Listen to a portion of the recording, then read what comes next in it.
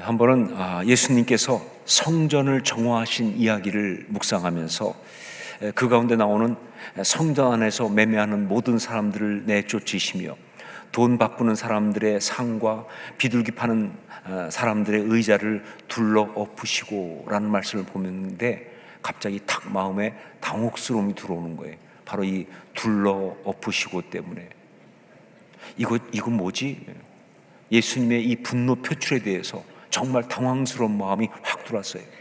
아무리 그들이 문제가 있다고 하더라도 이렇게 분노를 표출하시면서 과격하게 행동하시는 거, 이거 좀 심한 거 아니냐 하는 생각이 들어오는 거예요.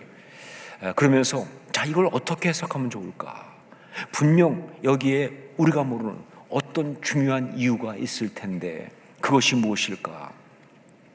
그래서 말씀을 보면서 고민을 하는데, 그러면서 그 답을 찾았는데 요한복음에 보니까 바로 그 답이 있더라고요. 동일한 말씀 요한복음에 보니까 그 답이 있었습니다. 그것은 유대인들이 그 예수님께서 그렇게 하셨을 때 이렇게 질문합니다. 내가 이런 일을 행하니 무슨 표적을 우리에게 보이겠느냐라고 했을 때, 그때 거기에 대하여 예수님께서 너희가 이 성전을 헐라 내가 사흘 동안에 일으키리라 라고 대답하신 그 대답에 답이 있는 거예요. 이 성전을 헐라, 이것은 바로 우상을 헐어버리라 라고 하는 성경의 전형적인 표현이에요. 그러니까 예수님께서는 그 순간 뭐예요? 그 성전이 우상이라고 말씀하시는 거예요. 예, 그때 그들에게 성전은 우상이었습니다. 그래서 예수님께서 그렇게 분노하신 것이죠. 예, 맞습니다. 성경을 보니까 하나님께서 이렇게 분노하신 것은 우상 숭배에 대한 것밖에 없어요. 하나님은 특별히 우상 숭배에 대해서는 정말 분노하시거든요. 예, 예수님의 그 분노는 그 성전 가운데 있었던 어떤 불이나 부정이나 타락 이런 것보다는 성전이 우상이 된 그 왜곡된 신앙 때문에 그렇게 분노하신 거예요. 이것이 확실한 것은 그때 예수님께서 인용한 구절이 있습니다. 그게 바로 강도의 소굴이란 말이에요. 이 강도의 소굴, 이게 어디서 온 말씀이냐? 예, 예레미야 7장 11절에서 온 말씀이죠. 자, 그런데 그 예레미야 7장에 그 말씀이 어떤 말씀이냐? 그것은 바로 여호와의 성전이라는 거짓말을 믿지 말라라고 하는, 성전이 우상이 된, 그래서 거기 보면 여호와의 성전이라 여호와의 성전이라 여호와의 성전이라 세 번이나 반복하면서 성전이 우상이 된 거예요. 성전이 있으니까 우리 안 망해 라고 하는 그 잘못된 신앙에 대한 통렬한 고발과 책망의 말씀이 바로 이 말씀이거든요. 여러분, 그렇습니다. 우상 숭배라고 하는 것은 우리 주님이 그렇게 분노하실 만큼 우리 신앙인에게는 가장 무서운 영적인 대적이고 그리고 영적인 문제가 되는 것입니다.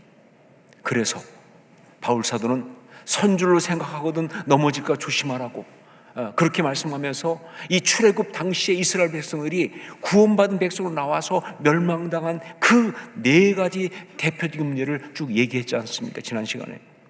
그리고 나서 그 중에 첫 번째 나왔던 우상 숭배에 대해서 오늘 본문에서 다시 한번 언급을 하고 있는 거예요. 왜? 영적으로 그만큼 중요하니까. 그리고 경각심을 가져야 하는 것이기 때문에. 우리 14절 말씀을 함께 읽겠습니다. 14절 같이 읽습니다. 그런즉 내 사랑하는 자들아, 우상 숭배하는 일을 피하라. 내 사랑하는 자들아, my dear friends. 이거는 바울 사도가 보통 쓰는 형제들아 보다 훨씬 가깝고 소중하게 여길 때 쓰는 표현이에요. 자, 그런데 보통 이 표현은 언제 쓰느냐? 그 대상이 상처받지 않게 아주 조심스럽게 다룰 때, 그러면서 아주 중요한 것을 단호하게 말할 때 바로 이 표현을 씁니다. 우리식으로 말하면 아주 간곡하고 간절하게 말할 때. 예, 그렇게 간곡하고 간절하게 뭘 말했습니까? 우상 숭배하는 일을 피하라. 제발, 너희 제발 우상 숭배하는 일을 피하라. 자, 왜 이렇게 말씀하셨느냐? 예, 고린도 교인들에게 바로 이 부분에 문제가 많거든요. 고린도 교인들은 예수 그리스도를 믿고 구원받고 그리스도인이 된 다음에 교회 생활 열심히 하고 있었지만 한 가지 문제가 뭐냐? 이전에 하고 살았던 그 우상 숭배의 습관을 그대로 하고 있었어요. 왜? 그게 그냥 생활이었으니까. 그래서 우상 숭배하는 일을 그냥 하고 그러면서 신앙생활을 하고 있는 거예요. 더 문제가 뭐냐? 그게 왜 잘못인지를 모른다는 거예요. 뭐가 잘못되었어? 아니 교회 나오고 그냥 신앙생활하면 됐지, 그냥 해오던 대로 그렇게 하는 그게 왜 문제가 되느냐? 라고 하면서 전혀 문제의식을 못 느끼고 있는 거예요. 그래서 바울 사도가 정말 다시 한번 기가 막혀 뒤집어지고 있는 것이죠. 그래서 바울 사도는 15절부터 21절까지 성만찬을 예로 들면서 왜 우상 숭배를 해서는 안 되는지, 그것이 왜 그렇게 문제가 되고 영적으로 정말 위험한 것인지를 아주 단호하게, 아주 간곡하게 이야기를 하고 있는 것이죠. 당시 교회에서는 모일 때마다 성만찬을 했습니다. 이 성만찬은 그들의 예배의 핵심이에요. 예수 그리스도를 믿는 자들의 권리이고 또한 의무이기도 했습니다. 그러니까 한마디로 예배를 드린다고 하는 것은 뭐예요? 성만찬을 하는 겁니다. 아무리 그 자리에 왔다 있다 할지라도 예수 그리스도의 말씀대로 주님의 살과 피를 먹고 마시는 그것을 하지 못했다면 예배 안 드린 거예요. 그게 있어야 예배를 드린 거예요. 그게 예배의 모든 것이에요. 자, 그런데 그들이 그렇게 모일 때마다 주님의 살과 피를 먹고 마시는 그것이 무엇을 의미하느냐 하는 걸 바울이 이야기합니다. 우리 16절 말씀을 함께 읽겠습니다. 16절 같이 읽습니다.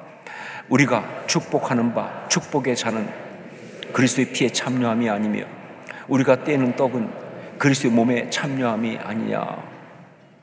그 잔을 마신다고 하는 것은 그리스도의 피에 참여하는 것이다. 그리고 그 떡을 먹는다고 하는 것은 그리스도의 몸에 참여하는 것이다 라는 거죠. 자, 여기서 이 참여함이라는 말, 이 말은 우리가 잘 아는 헬라어입니다. 우리가 잘 아는 헬라어가 몇 개 없기 때문에 금방 답이 나오죠, 그렇죠? 코이노니아란 말이에요. 코이노니아. 자, 그런데 우리가 보통 코이노니아 그러면 어떻게 알고 있어요? 교제, 이렇게 알고 있잖아요. 사귐. 자, 그런데 이 코이노니아라고 하는 단어는 사실 우리가 알고 있는 교제라는 그 말보다 그 의미가 훨씬 깊고 광범위합니다. 여러분, 진정한 코이노니아는 굉장히 심오하고 엄격한 말이에요. 그래서 오늘 말씀에서는 그냥 코이노니아 이걸 교제라고 하지 않고 뭐로 표현하고 있어요? 참여함, participation이라는 말을 쓰고 있어요. 참여함, participation. 단지 가볍게 교제하는 게 아니에요. 한 몸이 되는 거예요. 하나가 되는 거예요. 교제의 그 사귐의 최상급을 말하고 있습니다. 그리고 교제의 그 코이노니아의 아이디어란 본질을 말하고 있는 거예요. 자, 그렇기 때문에 이 코이노니아는 배타적인 것입니다. 부부간의 코이노니아가 배타적인 것처럼 주님과 이 코이노니아는 배타적인 거예요. 즉 주님과 연합하면서 동시에 다른 것과 또 사귈 수 없다고 말입니다. 그래서 우상 숭배는 안 된다 하는 것이, 우상 숭배는 안 된다. 여러분, 예수 그리스도를 믿었다고 해서 새로운 피조물이 되었다고 해서 이전에 살던 모든 걸 다 버리고 완전히 새롭게 살 수는 없습니다.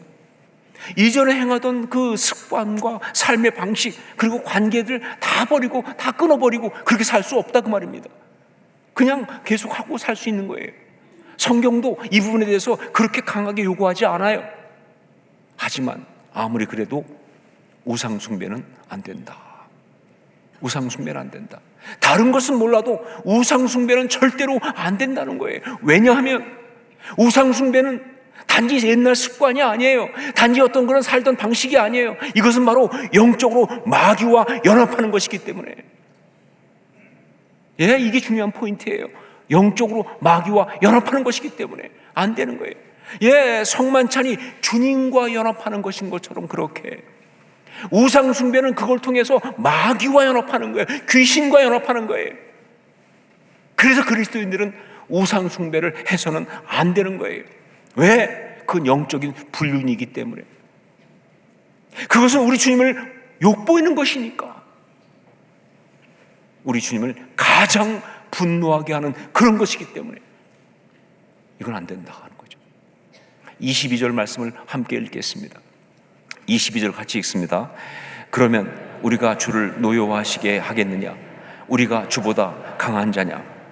여기에서 노여워하시게라는 말은 파라젤루멘이란 말이에요, 헬라어로. 이 파라젤루멘이라고 하는 이 단어는 질투하게 하다라는 뜻이에요. 질투하게 하다. 자, 그러니까 주를 노여워하시게 하겠느냐, 이 말의 정확한 의미는 주의 질투를 불러일으키려고 하는 것이냐, 이런 뜻이에요.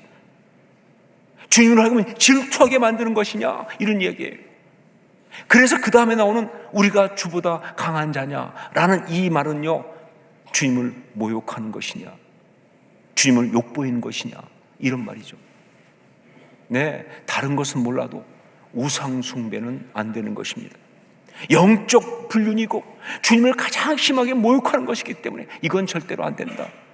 아무리 이것이 그동안 해왔던 일이고 이 사회에서 살아가는 한은 그냥 일상적인 것이라고 한다 할지라도 그 사회 속에서 이게 무슨 죄가 되는 것도 아니고 잘못도 아니고 그냥 다 모든 사람이 다 하는 그냥 문화 같은 것이라고 해도 세상 사람이 다 그렇게 한다고 이건 전통 문화야 뭐 그런다 할지라도 여러분, 그리스도인에게 우상 숭배는 사실은 그 신앙을 망가뜨리는 치명적이고 너무 위험한 죄악이 되기 때문에 이건 안 된다는 것이죠. 그래서 바울 사도는 아주 간곡하고 간절하게 우상 숭배하는 일을 피하라 라고 말하고 있는 것입니다. 자, 그런데 여러분, 여기에서 우리가 또 반드시 알아야 될 것이 있습니다. 그것은 우상 숭배하는 일을 피하라 라고 바울 사도가 이렇게 간절하고 간곡하게 말씀하는 이것이 단지 고린도 교회 교인들한테만 준 말씀이 아니라는 것. 예, 이거 하나님 말씀이잖아요. 이게 성경이잖아요. 그렇다고 한다면요, 이건 고린도 지역에 있는 교인들이 예전의 습관대로 그냥 우상 숭배를 계속하고 있는 그 문제만을 언급한 게 아니죠. 이것은 여러분과 저를 포함해서 모든 사람들에게 해당되는 이야기고 우리 모두의 문제고 우리 모두가 들어야 될 메시지다, 그런 이야기죠. 여러분, 우상 숭배의 위험은 모든 신앙인들에게 다 있습니다.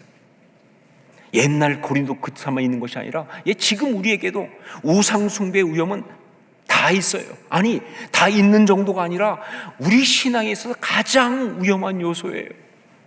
심지어 저는 이렇게까지 말합니다. 신앙의 반대말은 우상 숭배예요. 그 정도로 가장 무서운 위협이에요. 마귀가 가장 많이 사용하는 방법이에요. 우상이 뭐냐? 지난 시간에 새긴 우상 페셀과 그리고 부어 만든 우상 마세카가 있다 말씀드렸어요. 새긴 우상은 자신의 의도와 목적을 위해서 하나님을 이용하는 것이고, 그리고 부어 만든 우상은 자신의 틀과 편견에 맞는 그런 하나님을 만들어내는 그런 것이라고 말씀드렸어요. 예, 우상은 보이는 신상을 말하는 게 아니에요. 밖에 보이는 돌부처 어떤 신상, 그게 우상이 아니고, 예, 우상은 바로 우리 마음속에 있는 어떤 것. 예, 우리 마음속에 있는 어떤 것, 우리 마음의 영적인 상태를 말합니다. 예, 우상은 바로 우리 마음속에 있는 어떤 것이고 우리 마음의 영적인 상태예요. 자, 그런데 오늘 저는 이 우상을 좀 다른 각도에서 조명을 하려고 합니다. 자, 이렇게 볼 때 우상이라고 하는 것은 그에게 다음 세 가지의 대상이 되는 거예요. 원래 이 세 가지는 궁극적으로 하나님이 그 대상이어야 하는데 하나님이 아닌 다른 것에 이 세 가지를 향하는 그 세 가지의 대상이 되는 것이 바로 우상이다. 첫 번째가 뭐냐? 사랑하는 것입니다. 사랑하는 것. 우상은 기본적으로 그걸 사랑하는 겁니다. 네, 거기에 우리 마음을 빼앗기는 거예요. 그래서 많은 사람이 우상을 예배하고 우상을 숭배합니다. 근데 여러분 아세요? 사랑하면요, 마음만 가는 게 아니라 영을 빼앗긴다는 것을. 그게 사랑하는 거예요. 그래서 사랑 조심하셔야 돼요. 잘못 사랑하면 영까지 털리는 수가 있어요. 우상 숭배는 사랑하는 거예요. 두 번째는 의지하는 겁니다. 의지하는 것. 우상은 그것을 의지하는 것입니다. 그래서 많은 사람들이 우상에게 절하고 비는 거예요. 자기의 삶의 모든 불안한 요소를 좀 해소해 달라고, 이 삶의 어려움과 문제가 있을 때 이걸 좀 해결해 달라고 그렇게 의지하고 비는 거예요. 근데 여러분 아세요? 의지하는 순간 영도 털린다는 것을. 그게 의지하는 거거든요. 세 번째는 헌신하는 겁니다. 헌신하는 것. 그게 우상이면 거기에 헌신을 하게 돼 있어요. 그래서 여러분 우상 숭배할 때 보면 뭐예요? 얼마나 헌신합니까? 정말 자기의 시간, 자기의 어떤 그런 재능, 자기의 물질, 자기의 소중한 거 다 갖다 바치잖아요. 그거 섬기기 위해서 그거 막 그냥 거기에 헌신하는 거, 그게 우상이에요. 예, 다 갖다 바치는 것 속에 뭐가 들어가 있어요? 영도 들어가 있죠. 영도 빼앗기는 거예요. 결국 그것이 무엇이든지 하나님보다 더 이 세 가지의 대상이 되는 것은 다 우상이에요. 그것이 무엇이든 하나님보다 더 이 세 가지 대상이 되는 그건 다 우상이다. 그래서 우상이 어려워요. 그래서 우상이 무서운 거예요. 예를 들어 볼까요? 여러분, 우리에게는 물질, 즉 돈이 우상이 될 수 있습니다. 왜? 돈을 사랑하니까, 돈을 의지하니까, 돈에 헌신하니까. 예, 정말 하나님보다 돈을 더 사랑하고 하나님보다 돈을 더 의지하고 돈에 헌신하면 그 우상이죠, 그렇죠? 예, 돈이 우상이 될 수가 있어요. 또한 명예도 우상이 될 수 있습니다. 명예, 인기도 마찬가지고요. 권력 또한 그런 것입니다. 이 명예, 인기, 권력은 같은 거니까. 예, 여러분, 거기에 누가 그러더라고요. 권력에 미치면 약도 없다. 근데 그 정도가 아니라 아예 뭐예요? 우상 숭배에 빠진 거예요, 사실.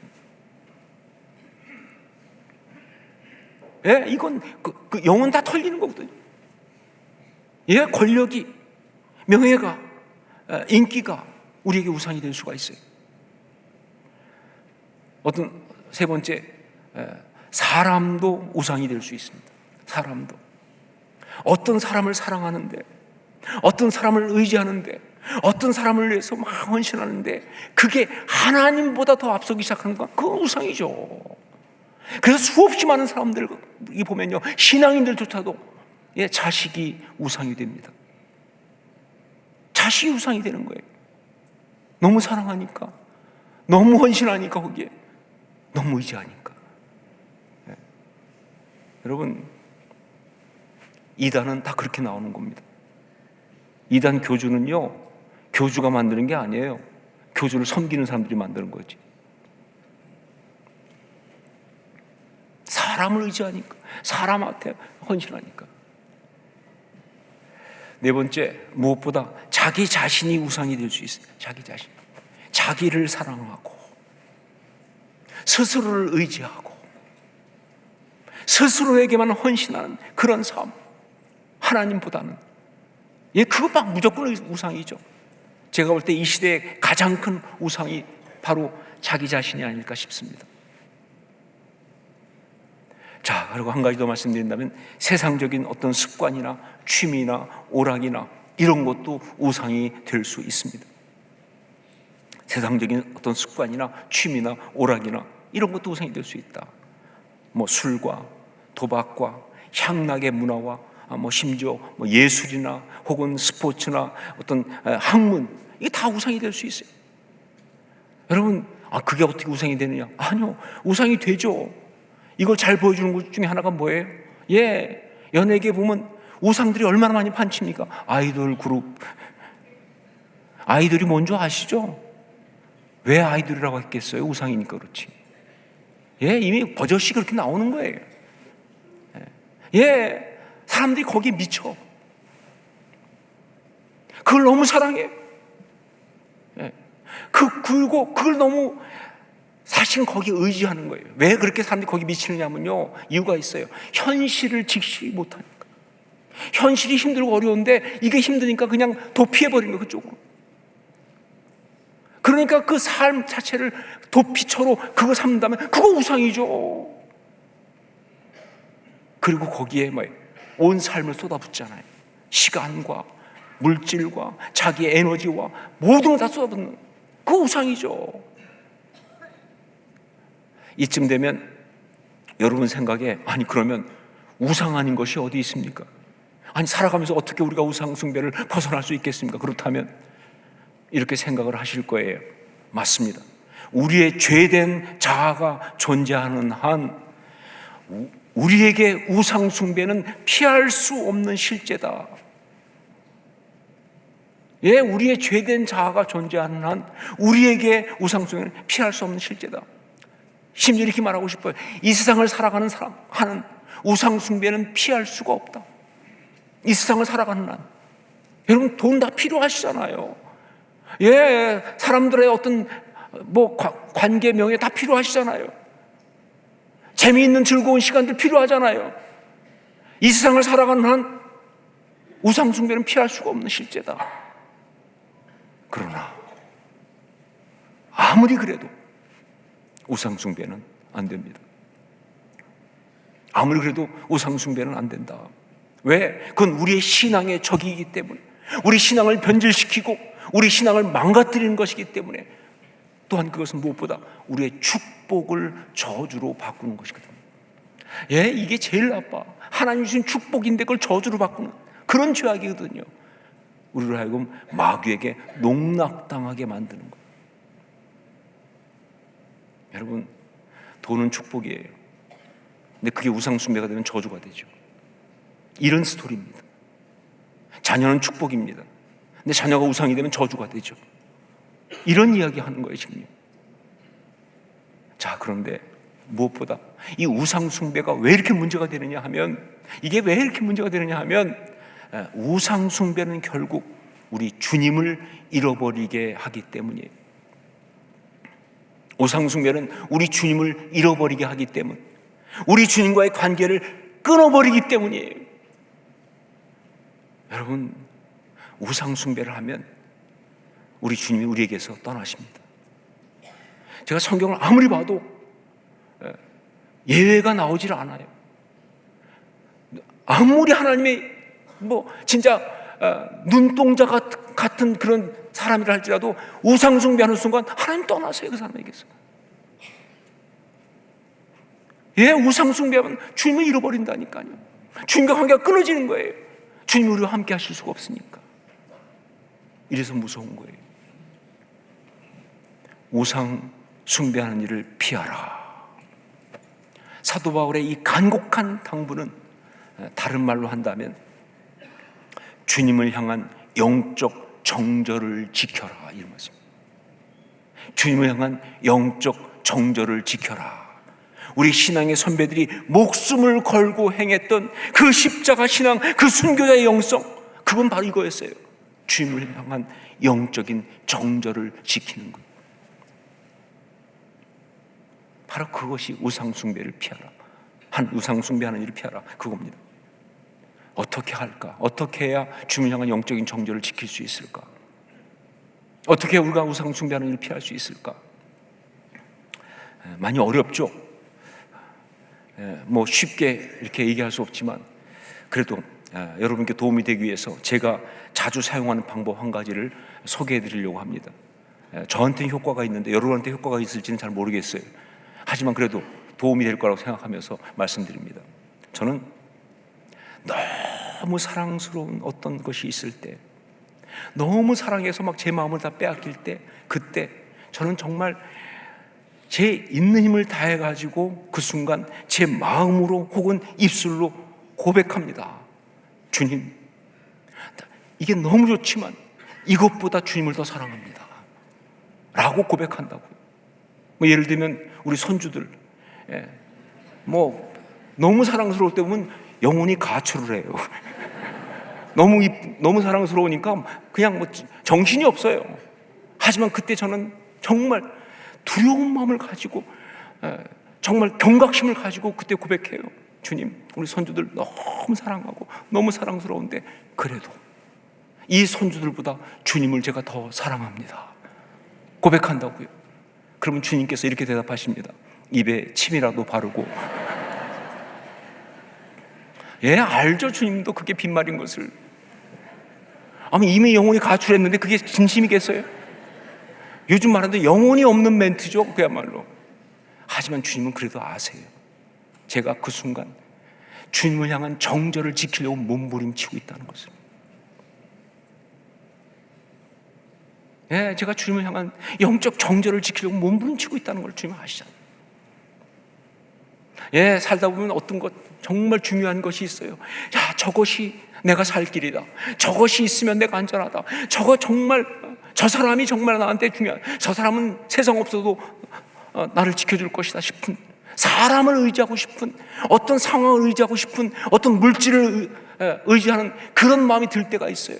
근데 그때마다 저는 소스라치게 놀라듯이 입술로 선포합니다. 아니, 주님이 오직 내가 의지할 유일한 것이다 라고.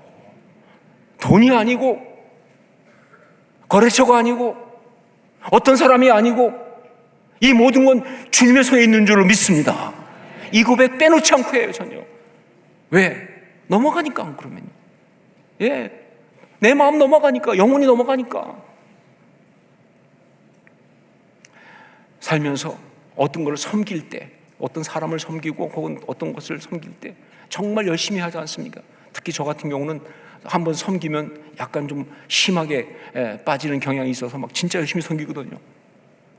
근데 그때마다 저는 항상 하는 것이 있어요. 뭐냐? 이것이 궁극적으로 주님을 섬기는 것인가 체크하기 시작해요. 예, 내가 사람을 섬기지만, 내가 어떤 일을 섬기지만, 어떤 조직을 섬기지만, 그러나 이게 그래서 결국 주님을 섬기는 것이냐 체크하고요. 주님을 섬기는 것이라면 마음껏 섬길 수 있어요. 그러나 그것이 주님을 섬기는 것이 아니라면 멈춰야죠. 왜? 주님이 주신 이 인생을 거기다가 낭비할 수 없잖아요. 주님이 주신 이 인생을 거기다가 갖다 줘버리면 우리 주님 얼마나 마음 아프시겠어요. 이게 저의 방법입니다. 여러분 마음 놓고 갖다 쓰셔도 됩니다. 주님을 가장 사랑하고 주님을 가장 의지하며 주님을 온 몸과 마음을 다들여 섬김으로, 세 가지. 주님을 가장 사랑하며 주님을 가장 의지하며 주님을 온 몸과 마음을 다들여 섬김으로 신앙의 정절을 지키는 우리 모두가 될 수 있기를 주의 이름으로 축원합니다. 기도하겠습니다.